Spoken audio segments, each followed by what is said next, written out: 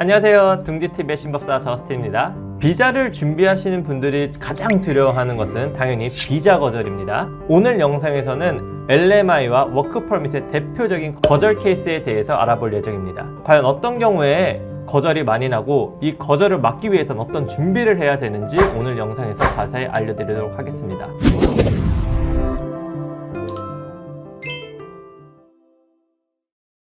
LMI 거절 케이스에 대해서 먼저 알려드리도록 하겠습니다. 첫 번째로 가장 많이 거절 나오는 케이스가 신청하는 포지션이 사업장과 매치가 안 될 때, 즉 언매치드 포지션이라고 하는데 이럴 경우에 거절이 많이 나옵니다. 좀 풀어서 말씀을 드리자면 디저트 가게에서 일을 하고 있는데 셰프란 포지션으로 LMI 신청이 들어가는 겁니다. 근데 기본적으로 디저트 카페에서는 셰프라는 직종이 필요할 정도의 많은 요리가 없습니다. 이럴 경우에는 서비스 캐나다, 즉 LMI 오피서가 보고 나서 너네 메뉴나 아니면 디저트 샵 성향상 셰프 정도의 요리사가 필요는 없다, 언매치드 포지션으로 해서 거절이 나올 수가 있습니다. 다른 쉬운 예로 들어보면 익스트림한 케이스죠. 예를 들어 자전거 렌탈 샵입니다. 자전거 렌탈 샵에서 갑자기 요리사가 필요하다 하면은 당연히 누구나 거절을 낼 수 있겠죠. 하지만 여기서 조금만 바꿔보면은 자전거 렌탈 샵인데 엄청 큰 샵입니다. 예를 들어 구글 아니면은 마이크로소프트처럼 엄청 큰 샵이 있거나 IT 샵인데 이럴 경우에 사내 구내 식당이 있기 때문에 훅으로 들어가도 당연히 승인이 나올 수도 있습니다. 여기서 말씀해 드리고 싶은 거는 케이스마다 조금씩 다르고 회사마다 다르지만 들어가기 전에 이 회사에 이 포지션이 꼭 있을 수 있냐라는 것을 판단을 해서 신청을 해야지 LMI 거절을 막을 수가 있습니다. 두 번째로 LMI가 많이 거절 나오는 대표적인 케이스는 같은 회사에서 같은 직군으로 너무 많은 LMI가 신청이 됐을 경우입니다. 예를 들어서 식당 대표적이죠. 식당에서 슈퍼바이저로 들어가는데 직원이 한 10명밖에 없어요. 근데 슈퍼바이저로 들어갔는데 들어간 사람만 벌써 3명인 겁니다. 그럼 직원이 10명밖에 안 되는데 요리사 치고 고용주 치고 슈퍼바이저가 3명이면은 얘네들이 봤을 때는 슈퍼바이저가 어떻게 이 가게에 3명이냐, 이거는 너무 많다, 말이 안 된다 라고 얘기가 나오는 거죠. 가게 규모에 따라서 당연히 30명, 40명 직원이 있으면 슈퍼바이저 3명이 당연히 말은 되겠지만 이것도 당연히 사이즈에 따라 그리고 회사에 따라 어떤 포지션에 따라 정확히 생각을 하고 계산을 해서 신청을 해야 됩니다. 여기에 정확한 계산법이 있는 건 아니지만 본인이 생각하기에도 논리적으로 이게 말이 된다 라고 할 경우에는 충분히 가능성이 있겠지만 반대로 아니다 라고 해서 들어가면은 거절이 나올 수도 있다는 거 꼭 명심하셔야 됩니다. 그럼 이번에는 워크퍼밋 거절 케이스에 대해 설명해 드리도록 하겠습니다. 첫 번째로 워크퍼밋이 거절이 나올 수 있는 케이스는 직업 포지션에 따른 충분한 조건을 충족하지 못했을 경우 또는 조건을 충족한다는 걸 입증을 하지 못했을 경우입니다. 이때 가장 많이 필요한 게 학력, 경력, 영어 구사 능력입니다.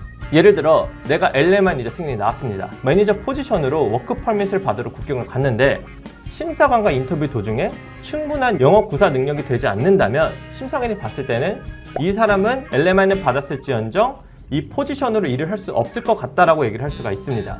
매니저는 기본적으로 손님의 컴플레인도 상대를 해야 되고 직원들도 관리를 해야 되고 손님들과 영어로 해야 되는데 내가 봐도 영어를 충분히 못한다 라고 하면 거절이 나올 수 있는 케이스입니다. 이거는 100% 심사관의 역량에 따라 결정이 되기 때문에 그 당시에 영어를 잘하는 것도 보여줘야 하고 또한 추가적으로 학력 또는 관련 경력이 있는 것도 보여줘야 됩니다. 학력 같은 경우는 대부분의 직업이 고등학교 이상 졸업이 필요하거나 대학교가 필요하기 때문에 고등학교나 대학교 졸업장, 이때 학력 인증까지는 보통 안 받아도 괜찮습니다. 대신에 고등학교, 대학교 영문 졸업장을 꼭 가져가셔야 되고 추가적으로 내가 이 일을 할 수 있다라는 경력 증명서도 가져가셔야 됩니다. 필수는 아니지만 셀피 또는 IELTS 영어 점수가 있다면 성적표를 같이 가져가서 보여주는 것 또한 굉장히 도움이 많이 될 수 있습니다.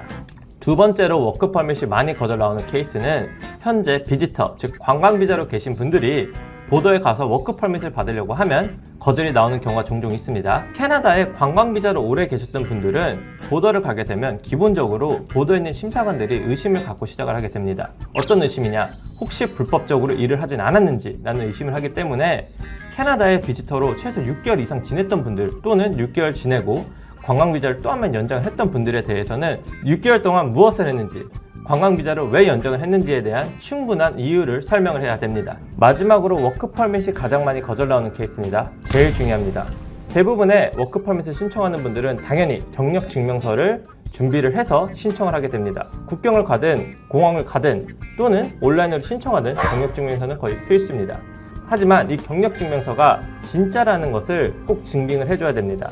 이거는 실제로 있었던 케이스인데 어떤 분께서 경력증명서를 가지고 국경을 가신 분이 계십니다.